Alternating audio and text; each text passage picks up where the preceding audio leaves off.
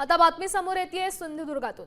पंतप्रधान ग्रामसडक योजनेच्या बैठकीत खासदार नारायण राणे यांनी संथ आणि निष्काळजी कारभारावरून अधिकाऱ्यांची चांगलीच कान उघडणी केली आहे। अधिकाऱ्यांना राणेंनी काय सुनावलंय पाहूया। तुम्ही इन्स्पेक्शन करून एखादा तुम्हाला वाटेल तो रोड करा आणि चेक करा, आम्हाला रिपोर्ट द्या। जर हे होत असेल ना सगळ्या अधिकाऱ्यांचा सत्कार नसेल तर मी सोडणार नाही। मग नोकरी गेली तर काय बोलायचं? इथे काय सगळ्या डिपार्टमेंटला चालताना मला चांगलं वाटतं सगळ्या। हे बंद करायचं काय सांभाळून घ्यायचं सांगा मला?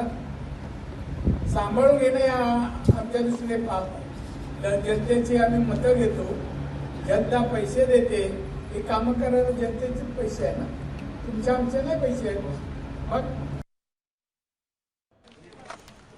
साम टीव्ही मला बघायला आवडतो कारण त्यावर दाखवल्या जाणाऱ्या बातम्या रिलेट करतात।